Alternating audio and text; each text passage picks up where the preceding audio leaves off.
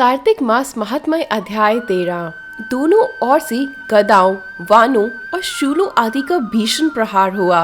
दैत्यों के तीक्ष्ण प्रहारों से व्याकुल देवता इधर उधर भागने लगे। तब देवताओं को इस प्रकार भयभीत हुआ देख गरुड़ पर चढ़े भगवान युद्ध में आगे बढ़े और उन्होंने अपना सारंग नामक धनुष उठाकर बड़े जोर का टकरार किया। त्रिलोकी शाब्दित हो गई। पल मात्र में भगवान ने हजारों दैत्यों के सिरों को काट गिराया। फिर तो विष्णु और जालंधर का महासंग्राम हुआ।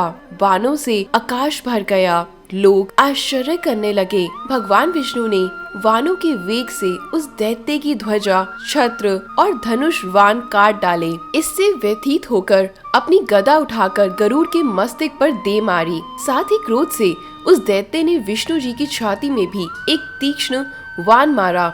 इसके उत्तर में विष्णु जी ने उसकी गदा काट दी और अपने सारंग धनुष पर वान चढ़ाकर उसको बीनना आरंभ किया। इस पर जालंधर इन पर अपने पैने वान बरसाने लगा। उसने विष्णु जी की कई पैने बाण मारकर वैष्णव धनुष को काट दिया। धनुष कट जाने पर भगवान ने गदा ग्रहण करी और शीघ्र ही जालंधर को खींचकर मारी। परंतु उस अग्निवत अमोघ गदा की मार से भी वे दैत्य कुछ भी चलायमान ना हुआ। उसने एक अग्निमुख त्रिशूल उठाकर विष्णु पर छोड़ दिया।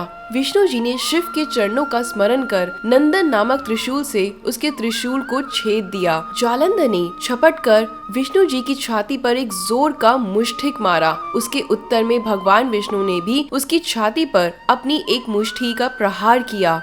फिर दोनों घुटने टेक बाहुओं और मुष्टिकों से बाहु युद्ध करने लगे। कितनी ही देर तक भगवान उसके साथ युद्ध करते रहे। तब सर्वश्रेष्ठ मायावती भगवान उस दैत्य राज से मेघवाणी में बोले, हे रण दुर्मेध दैत्य श्रेष्ठ, तू धन्य है जो इस महायुद्ध में भी इन बड़े बड़े आयुधों से भी भयभीत ना हुआ। तेरे इस युद्ध से मैं प्रसन्न हूँ। तुझे जो चाहे वो वर मुझसे मांग ले। मायावी विष्णु की ऐसी वाणी सुनकर जालंधर ने कहा, हे भावुक, यदि आप मुझ पर प्रसन्न हैं, मुझे ये वर दीजिए कि आप मेरी बहन तथा अपने सारे कुटुंबियों सहित मेरे घर पर निवास करेंगे। नारद जी बोले। उसके ऐसे वचन सुनकर विष्णु जी को खेद तो हुआ, किंतु उसी क्षण देवेश ने तथास्तु कह दिया।